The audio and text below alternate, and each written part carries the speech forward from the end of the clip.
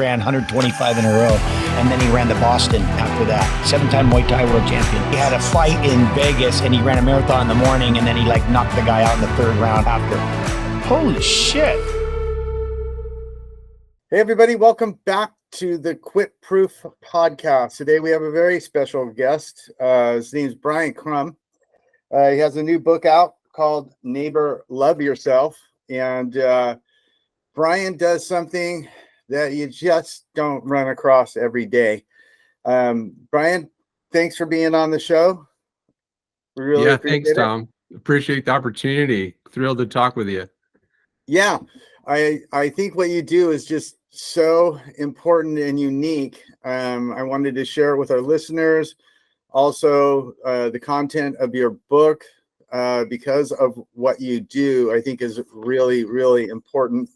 And I'm going to let you explain to the audience what you do so that they get a really good idea of it. And I think the book is really great because I feel that it reflects backwards from where you enter somebody's life. And I think I just think the book is incredibly important because where you enter into someone's life is at the end of life, and the book reflects backwards to be, in my estimation, a wake-up call to before you get there. So with no further ado, let's let you explain kind of what you do, and then we'll get into the book and the dynamics of that and why that's important for people to embrace right now. Yeah, thanks, Tom. I appreciate that. I'm a speaker and an author now. I worked in healthcare forever, and I worked for over a decade as a hospice chaplain. And what you're saying is spot on. It's so true. I've sat and listened to hundreds and hundreds of life stories, just one-on-one. And I've got to hear, great advice from people about living, and I've got to hear a lot about regrets too. And I think that's probably the biggest takeaway that I want to share with folks right now is how to live a life that you just don't regret. I think that is so important. And it's been my experience in life that so many people go through life not being self-aware. They're just on, I think it's 80 to 90% of what we do through the day comes from our subconscious mind, right? It's because it's what we've always done. It's conditioned response. This is the way we've always done it. And 10 to maybe 15% of what we do during the day is being present and out of cognitive thinking and living in the moment. So what's it like? I mean, obviously you're called in, or you were being called in at the last bit of somebody's life. What's that like?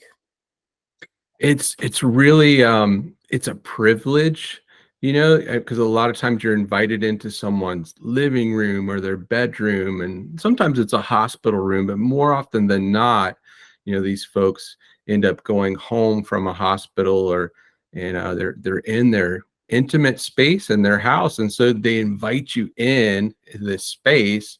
Then they invite you into this intimate time because it's the final days, it's the final moments. And so it just overwhelming to me, no matter how many times have been invited in, as to what a weighty thing that you're being a part of, so it's really interesting for folks to open up in that way.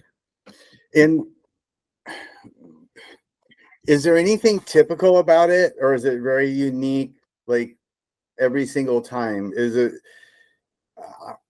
I recently, my father-in-law passed away, and he passed away in our house, and we were taking care of him, and he ended up coming into hospice in our home, although it wasn't like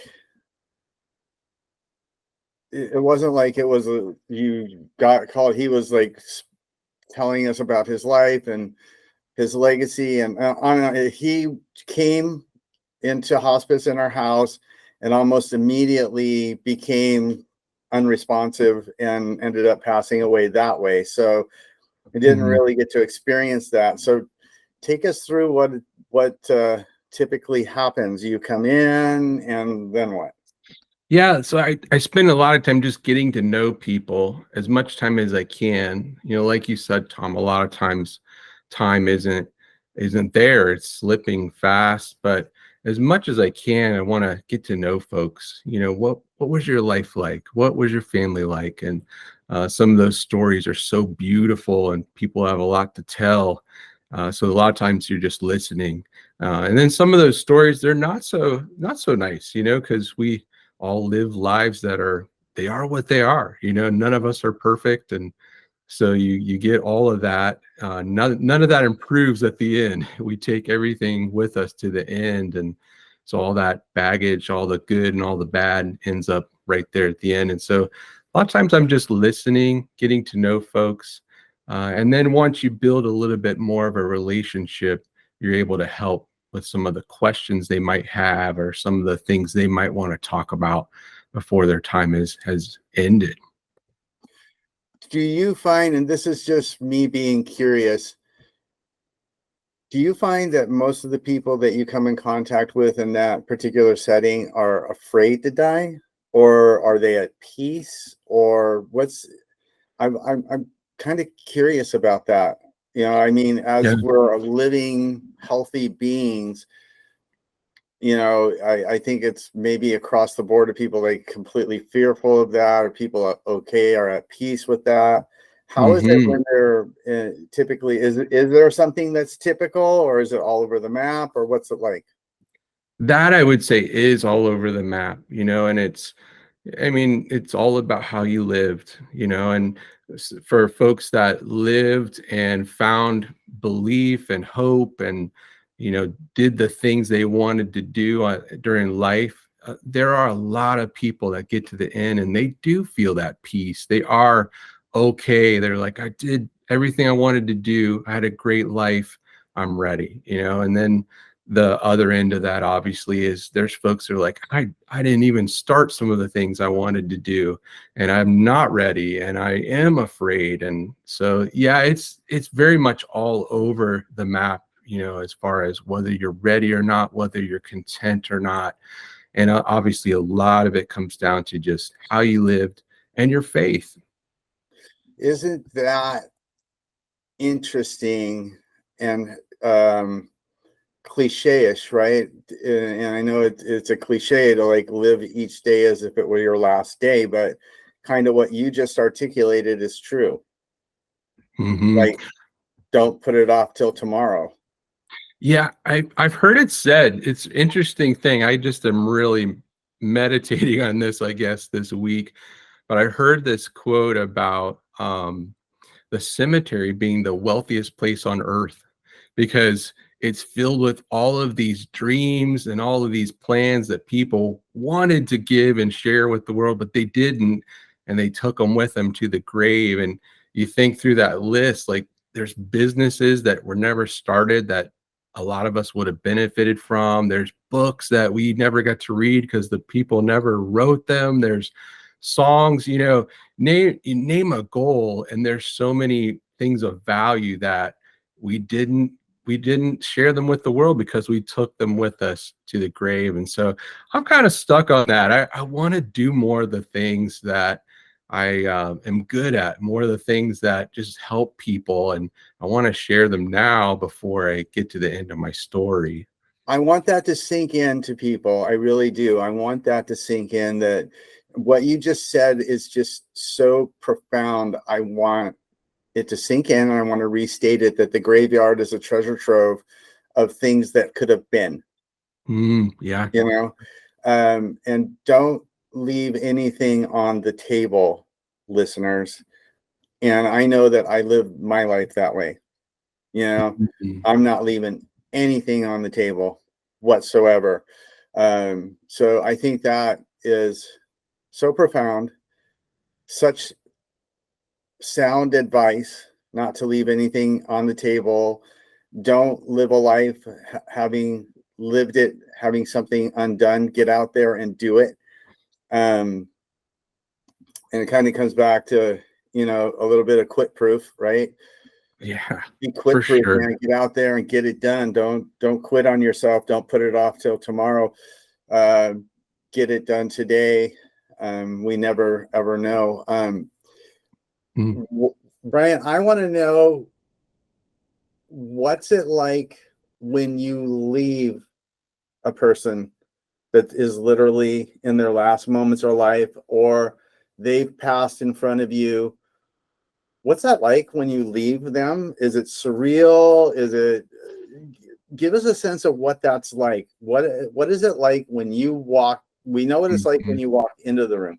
We know what it's like, what you do when you get in the room with them. What is it like when you leave that room?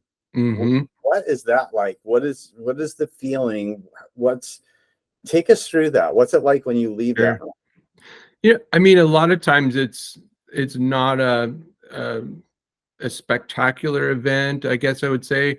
A lot of times it's just a very quiet exit, or, we'll close maybe with a prayer or something like that. And you kind of give the family hugs and you leave quietly. And that's more often the case. But I'll tell you, Tom, every once in a while, something happens where you think, okay, I've just really encountered something very special. And that's happened to me several times over my career, where something occurs that there's no other way to explain it. This person was welcomed home. I've seen it where we're praying with the family, and this person who hasn't responded for days, when I would say amen, they would say amen. They would wake up, say amen.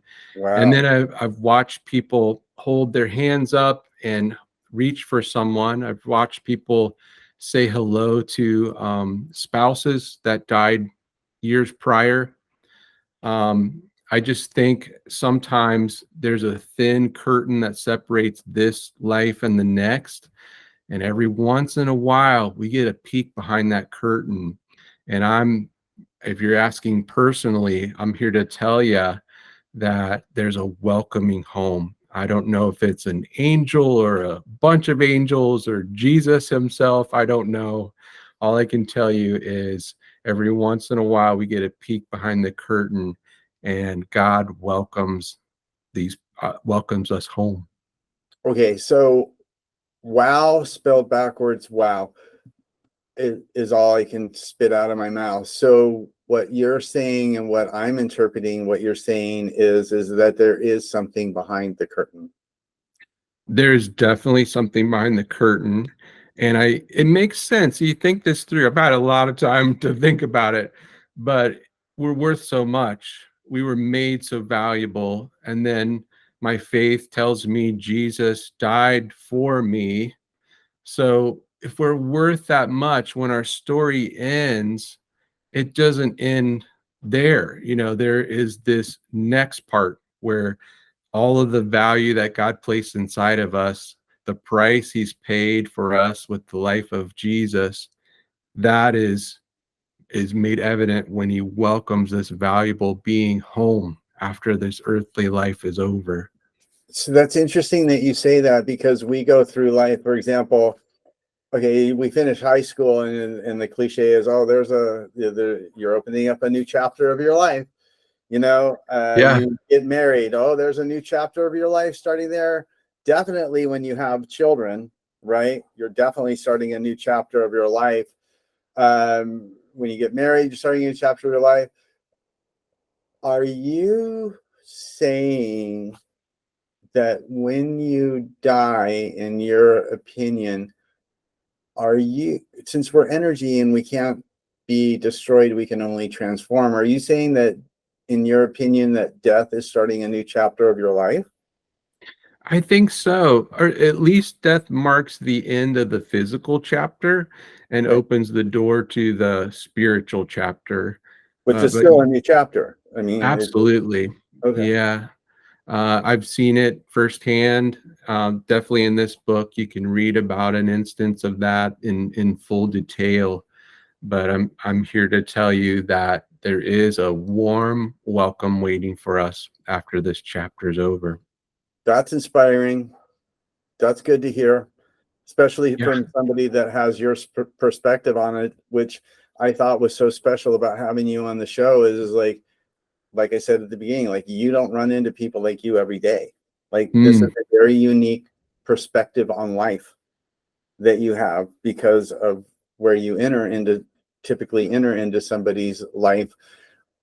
Are you sad when you leave the room? Are you happy when you leave the room?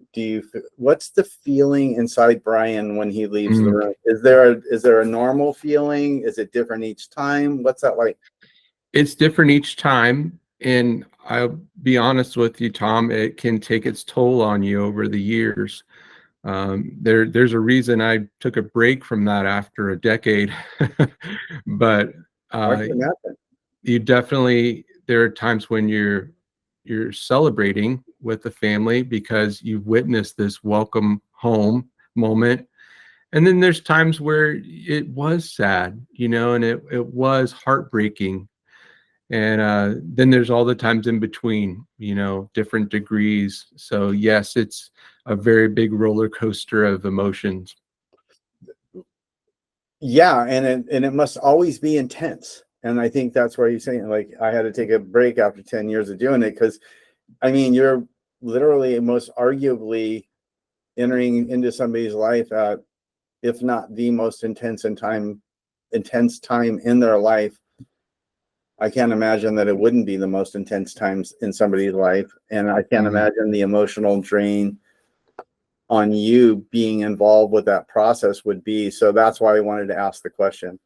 yeah, good question. Definitely glad to talk about that one for sure. Yeah, I Um, think it's important that we hit on it because like you're a human too. And you know, what kind of toll does that take on somebody that mhm. is in that part of a person's life? Because again, I don't think I'm ever going to run into somebody. I might, what I mean, Right? that does this. I did run into somebody that came in for my father-in-law, but my father-in-law was not responsive, so Mm, didn't really have a chance to sort of see what it is, except for they give him his last rites, and that was that. yeah. Yeah, and there's definitely a lot of cases in people's lives where that's what happens. But then there's other times where you do get a chance to get to know folks and have conversations, and it definitely comes down to faith, and what you believe and who you believe in and how you've lived. What can you say except for that's profound? You have such a unique perspective on life because of your life experience that I think what you're saying has so much value to people that aren't at that spot right now. And I again Mm. want to thank you for sharing all of that with us. What inspired your book? I'm thinking Y- that everything we just talked about did, but I don't want to make assumptions. yeah, for sure. But I think as I sat with these people and I listened to their stories, I realized that's that's the best advice you can get out there, as somebody that has lived their life and now they want to tell you a few things before they're done. That's incredible. So I wanted to capture their voice and share it with people. And then honestly, I started thinking about just the people around me, like my daughter and my wife, and thinking, I want them to discover some things inside themselves that help them live this confident life, not arrogant, don't get me wrong, but just this confident, like they were made really uniquely and they have all these talents and gifts. And I guess when I thought about my wife and daughter, I don't want them to get to the end of their story and wish they had used those talents and gifts. And so those two things kind of collided and I realized we've got to get this word out to folks. And so the book kind of was born out of that. And tell us without, I mean, giving everything away, what's sort of I mean, you sort of just explained the through line of the book, but tell us a little bit more about the book and what you intended the book to do to enrich people's lives. Yeah, absolutely. I think we all have this value inside of us. You know, we're made by a creator that just pours these really interesting things into us. We're valuable, we're special, we're talented, we're unique. And so many of us get to the end of our story and never realize that. And it's like the biggest crime to for that to happen, you know, in the world. So I'm on this mission, I guess, to help folks fall in love with themselves. And it's so weird because when you hear that, you almost think, oh, that's ego, or that's this big push to, you know, be prideful. And it's actually the opposite. It's, you know, it's not really falling in love with pride or ego. It's just understanding how you were made. And I think the more we understand how and how well we were crafted, the more we're equipped to go out into the world and do some of those things that we wish we had done or wish we had started. Like, you know, don't wait to start your business or to write that book, because you do have all the talent you need to do those endeavors. It's interesting because what I'm hearing, and this is just my unique perspective on it, is that from where you sit or have sat so many times, people have walked around shooting and then aiming, you know. They spend their Mm. life just shooting, shooting, shooting, shooting, shooting, and they get to the end of their life and they're like, "Oh man, I wish I would have aimed." Oh, that's And a good way it's to put it. interesting that epiphany of what could have been happens then. And I think that what you're saying is you're trying to inspire people to have that epiphany now. Yeah, shoot then aim. Gosh, I love that. I should have talked to you before I wrote the book. But I yeah, and I saw this. I was riding on the plane one time, and you know the spiel the flight attendants give. They hold up the oxygen mask and Hmm. they say, you know, the it's bumpy up here. These are going to drop from the ceiling. And then the next line is what hit me. They were like, put your mask on first before you help the people beside you. And they're kind of specifically talking to parents, you know, about their kids. But I realized life happens quick for a lot of us. You know, a lot of us have kids really fast. And it's almost like you get caught up in helping everyone around you live, and you lose sight of the things you really were intended to do. And so it's the message of the book is also that you got to put your mask on first. You know, you got to love yourself first before you can really love the people around you. You know, that is just so well said. And that's really the shooting and aiming part, which we've kind of done here. So tell me about how you were raised. I mean, Yeah, that's you know, awesome. I'm like, I just did that. I just shot then aimed. But yeah, I mean, because I am so fascinated with your perspective on life because of where you enter into somebody's life, to where all of the things that I'll speak for myself, all of the things that I go through my day thinking are important Mm, aren't. yes, right. So You know, true. they're not. When you come into somebody's life, Bryan, you hear the things that are important in life. And so many Yeah. of us, and I'll be the first one to step up and say I'm guilty, is, you know, I go through life a lot of times just struggling over things that are just so not important when you put them up against Yeah. where you enter into somebody's life. So So how were true. you raised? What was your childhood like? What did all that look like? And then we're going to kind of catch back up. Okay. Yeah.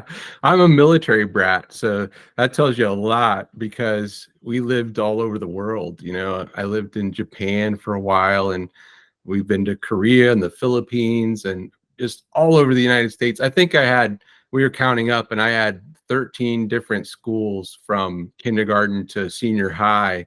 And so for me, I was always the new kid, you know, and what that has done for me is in these situations, when you show up and you meet a stranger, you're the new kid, you know, and that's okay for me because I've spent my whole life being that.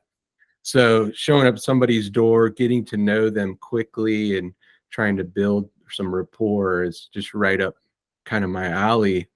And then I've had this incredible family. I've got this wife and this daughter that are just amazing.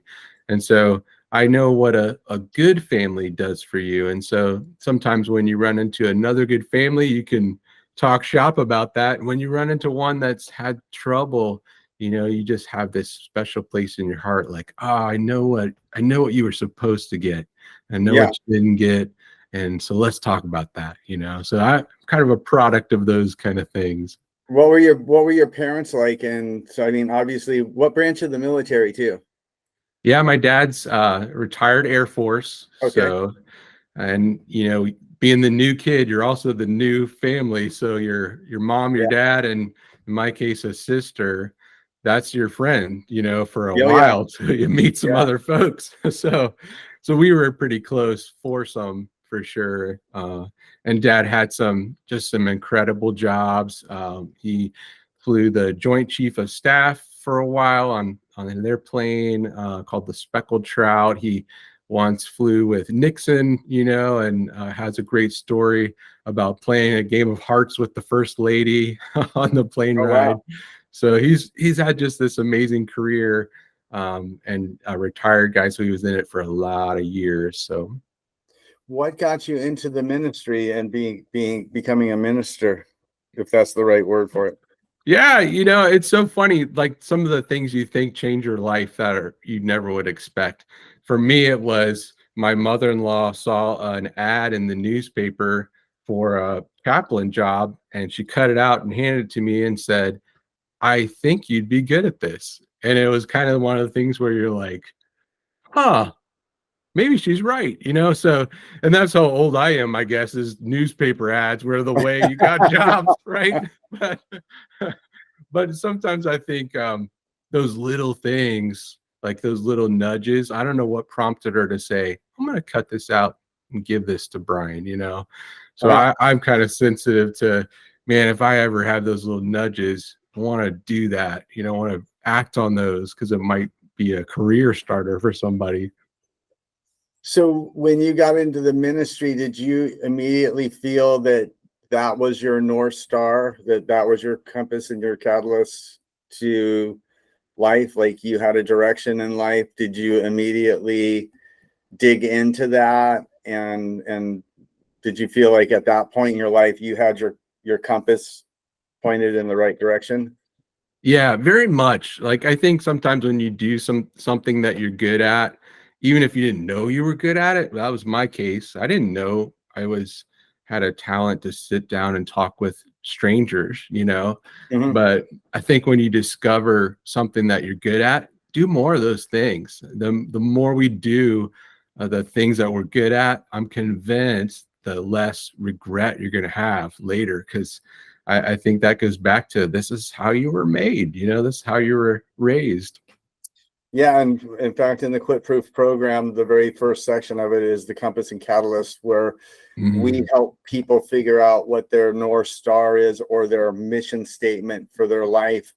And a couple things. One is that we've worked with several people, and I'm amazed that, including myself, everybody thought they had one, but they didn't.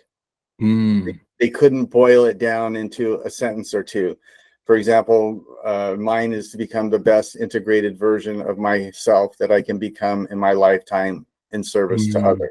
Ooh, that's right? good. Yeah. But it took a long time to, I don't know, Yeah. a bunch of wadded up pieces of paper. When I very first started, I was like, oh, I got this. Easy Right. game. You know what I mean? And it took me a long time to sift it down. And then what I find is that when we help people get that, it is a huge boost. Yeah. For them. They got a direction. They're anchored. When things get tough, they refer back to that. And I think what I'm hearing from you in your book is that you're encouraging people to figure out what their North Star is and take action on that. Yeah. Don't leave anything in your bucket for your bucket list. Yeah, that's it. It's funny. I'm teaching my daughter to drive right now. She's 15. And that you could write a whole book about that. Yeah, for sure. Talk about Quitproof, right? Like, Yeah. anyway, I'm teaching her to drive, and she's got this one thing that she's having trouble with, and it's kind of the worst thing. It's like she keeps mixing up the pedals. Oh, So wow. Yeah. Yeah. She everything didn't else, like start driving, banging down that steering, wall. yeah, everything else is good, but she's thrown me into the dashboard a few times because she stomped the brakes. Oh, yeah. And it's got me thinking, though, because I think that's life too. There's things that move us forward, and there's things that just completely stall and stop us. And so I think when you find something that moves you forward, do more of that. Because my personal opinion is probably you add up enough of those gas pedal moments, you're going to find that North Star. You take away enough of those brake moments, it's going to help you so much. Yeah. And I feel like one of the things that you've done with your book is that you have seen the opportunity in the adversity, Yeah. and you're bringing that to light for other people. And I just think that is just such a gift, Mm, you know, to be in a position where you have that life experience and you're helping other people, figure it out before they're at the end of their life. And to me, that's really making lemonade out of lemons. And I mm, really commend you for that. I think it's amazing that you stepped up and you actually saw the need and you filled the need, and mm, you took action, uh, which are all parts of our program. Oddly enough, in the Quitproof program, that's one of the things that mm, we encourage people to do is like, hey, man, you got to figure out your direction in life. You've got to sledgehammer down walls and have courage and step up. You've got to follow through. mm, All of these things that you've actually demonstrated here and created a wonderful book, Neighbor Love Yourself, that we totally encourage people to get, read, digest, and then biggest thing is to take action on it. mm. Yeah. Yeah, for sure. Yeah, I think through like just the quit proof kind of lens and some of the conversations I've had with folks, a lot of people want to quit. And I think of a lot of the questions that I've asked folks were boiled down to, why did you want to quit? Why do you want to quit? And then asking them, what happened to you in your past that made you want to quit your present? And I think it sounds like that's the genius and the heart of all the things that you're building, Tom. So that's pretty awesome to see. Yeah, and the thing is that you're never out and you never lose until you quit. Mm, As long as you're in the game, you're winning the game. mm, yeah. And that's kind of some of the stuff that we push. Um, I'm really fascinated. So now, do you still do the hospice chaplain? Do you still do that? I don't do it for a living. I'm not on a payroll anywhere doing that, but I think once you do that, you always do it. And so I'm constantly pulled into a family that, needs help, or somebody from church, that needs help, or some time where we're like, let's go, it's Christmas time. We're going to go take some candy canes to some folks in the nursing home, and Uh-huh. that typically results in some conversations kind of like what we're having, which is really interesting. Yeah. So tell me about the motivational speaking that you do. Yeah, so it's basically just traveling and talking to people, kind of what we're doing. Mostly, I'm talking to church audiences, just because with the ministry background, it's pretty easy to show up on a Sunday morning and talk to some folks that are already sitting down, Yeah, yeah. So it kind of fits. And do you speak to people of all faiths? Oh yeah, yeah. For me, when you do this work as a chaplain, you encounter all different beliefs, all different faiths. And so I like to say, I think it's a really personal decision, personal walk.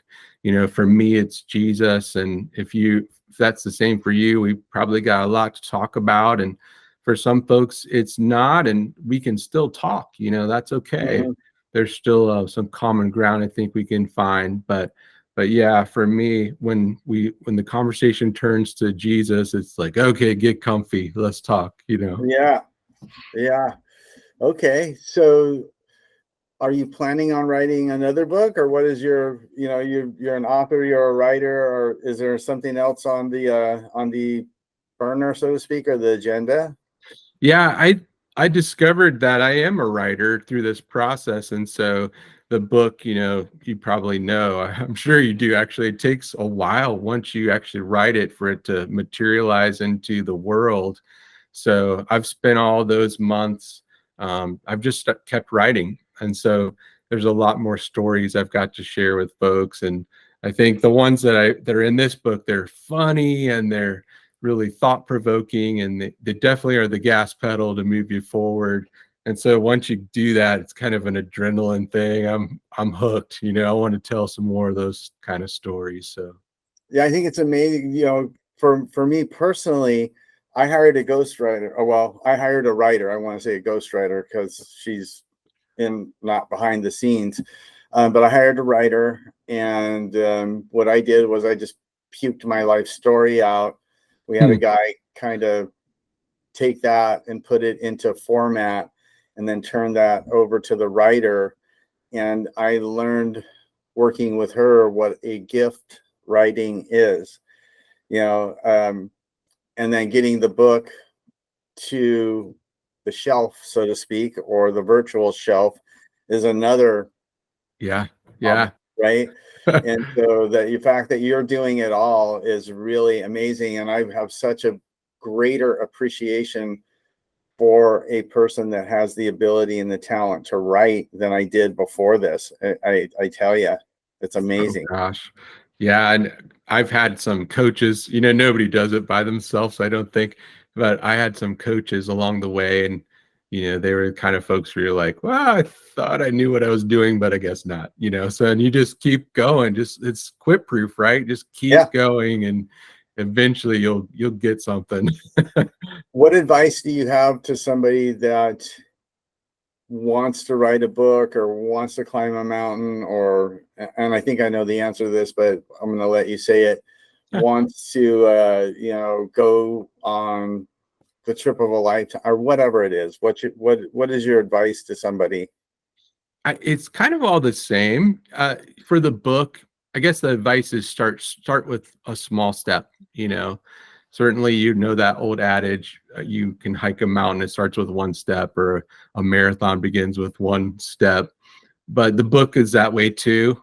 Start with a page, just write down some things that you think are good. Start with a story. I think most of us, myself included, what we really want to read is the story, like, and I think that sounds like what you did. Like, this is the story of Tom. I want to read that, if you just want to write advice to folks, maybe that comes page 5, page Yeah. 1 is the story, page 5 is the advice.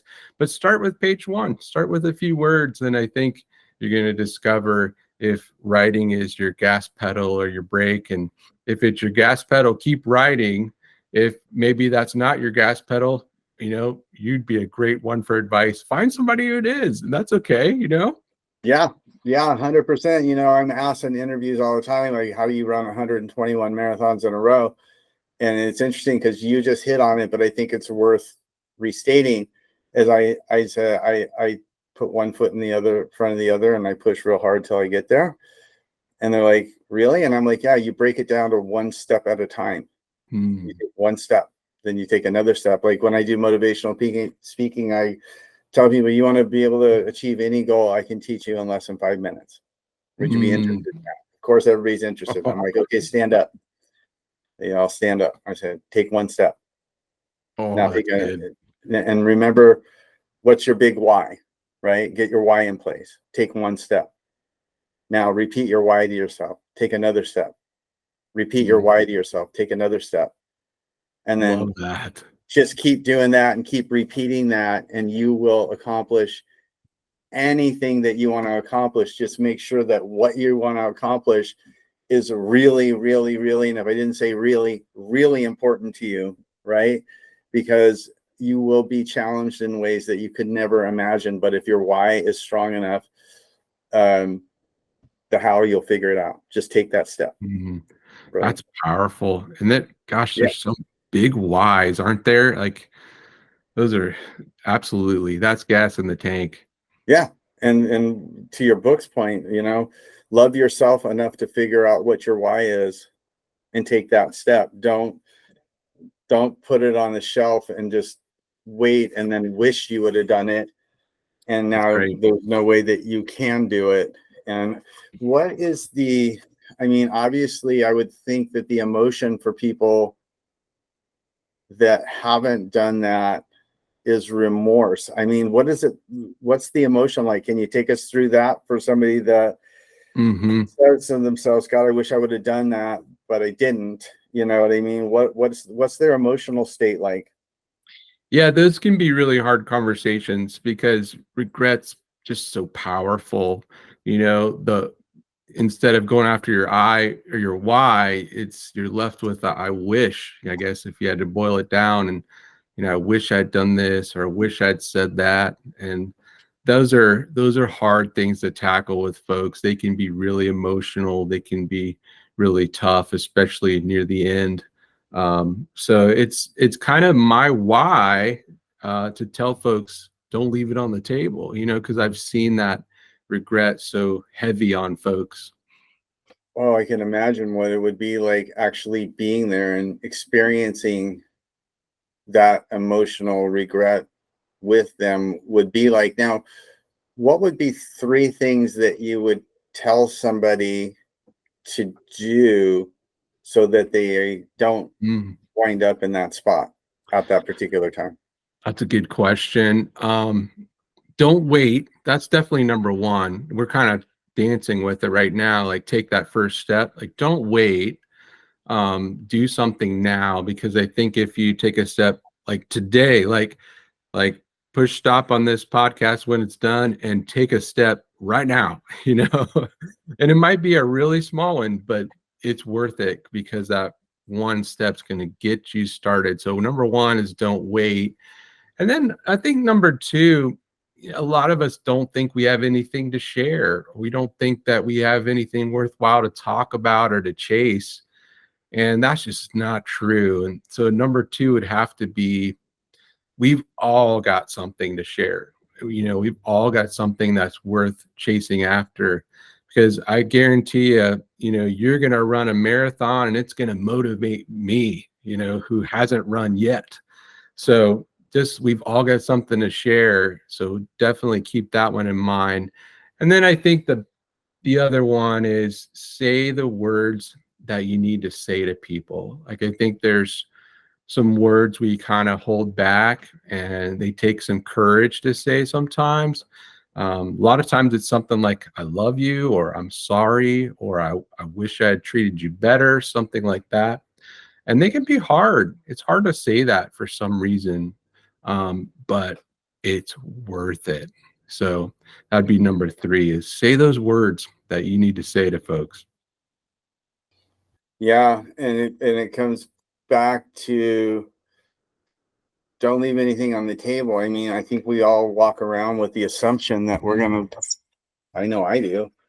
I tend to be completely oblivious, and maybe that's part of the design of a human being, is to walk around oblivious to the fact that it's so interesting to me that the day that we get the biggest gift in our life, which is our life, that very same moment we get the end date. Right? Yeah, right. Weird. Like, it's so weird, and we're not cognizant of that. We're cognizant, I think most of us are cognizant of it way deep in the back of our mind, and we always shove it aside if it comes to the present. But the day that we're gifted with the biggest gift, we get the curse, right? Like, Mm. you know, and it's, so those are the bookends. Yeah, right. You know what I'm saying? If it's, those are the bookends. You get your start date, which is your day that you're born, and you get your end date that same day, but you don't know what it is. So now it's a matter of, in my opinion, what the heck are you going to do in between those bookends? And That's you're right. saying, love yourself, whatever it is, figure it out, take Mhm. action on it. Don't leave it on the table. Don't wait and regret it. You Yep. know, and I think another thing that we all have a gift. Yep. Figure That's out right. what it is. Yeah. You know, I ended up figuring out what mine was. You know, I went through what no child should ever go through and had just a horrific childhood. But now I understand that it was all worth it because I can help so many people, and I have helped so many Mm. people, and there's so many people that I'm going to help because of what I went through. I made it through. I figured out how I did it. I packaged that, and Mm. I took lemons and made serious lemonade out of it so I can inspire people to do that. And you've done the same thing. So I'm really, really grateful to run across your path. And I think what you do for people at the end of their life is so special. But having taking that and inspiring people to to figure it out and do it before that time happens is just such a gift. You figured out your gift and you figured out how to bring it to other people, and you're basically saying right now, do the same thing as I did. Yeah. Yeah. And gosh, to how you just put it, Tom, that's amazing. Like I figured it out, I packaged it. Now you can share it with folks. Like the more people I think that would talk to you, the less would have regrets. Like that's huge. That's just amazing. Yeah, and the mission statement for so when I was 25 years old, I was Chuck Norris's the martial arts, famous martial artist and actor. I was his traveling companion, a workout partner, and bodyguarded him. And he told me when I was 25 years old, and this is the mission statement for my company, Quitproof, is that the more people that you can figure out how to help in your lifetime, the more blessed and successful that you will be. Yes. Right. Yes. So that's That's our right. company's mission statement. We took that from Chuck Norris, and he told me that when I was 25 years old. And that was after he mentored a young kid. And that when I was picking him up in the airport, he just looked up at me. He goes, you know, Tom, the more people that you can figure out how to help in your lifetime, the more successful and blessed you'll be. Mhm. And kind of that stuck with me. And that was when I was 25, and our book is going to be coming out here in a few months. And I just kind of, I've been told for years, write a book. We need to write a book, write a book, write a book. I didn't want to write a book without a purpose, right? And I Yeah. really admire that that's what you've done, Bryan. You've written a book with a purpose, right? I didn't Mm. want to have just a memoir. I wanted it to have so ours is sort of a memoir, but it's a manual on how you can navigate your way through trauma to triumph, right? So, Powerful. and it's the same thing that you've done is you've taken all of these things that you've experienced and you packaged it and you presenting it in a way to people that they don't have to sit on their deathbed and regret. And that is just such amazing, respectful, what a blessed life to bring to others. And I'm Mm. really so grateful that you've done it, that you continue to do it, that we've been able to kind of chit chat back and forth and bring that to other people. Yeah. Um, it's just great. Yeah, I love that. This has been an awesome conversation, Tom. It's been great to chat with you. I think both of what we're saying, like you discover these things about yourself, and once you realize they're true, you start to recognize them in the people around you, and it changes how you treat them. And that's that's powerful, just powerful. 100%. Now, Bryan, how do people get a hold of your book? It actually launched yesterday, which is amazing. I'm telling people the technical word for that is bananas. It's bananas. But it'll be in a lot of stores, Barnes and Noble, Target, Walmart, you name it. Definitely online, Amazon. You can go to neighborloveyourself.com and it'll have just a long list of places where you can order if that's a little more convenient for you. But it is out there. So scoop one up. And the beauty of it is the dollars that would normally go to like an author, we're giving those away. This is the bananas part. We're actually giving those to teens that are in the foster care system. So I'm Oh, telling folks, buy one for yourself, buy one for your neighbor, like buy one for somebody that needs a pick me up, because when you buy two, it's just going to help those teens a little bit more. So it's just a good win-win kind of thing. well, you might not know it, but I was raised in the foster care system. Oh, they're powerful. Yeah, Powerful. I got a special place in my heart for you now, for sure. More than I did before. It's that's just, I mean, the word sounds weird. That's just wonderful. Mm. That's That's what we're wonderful. hoping. And coming from the other side of where you're giving that money is so important. And thank you so much Oh, for doing that.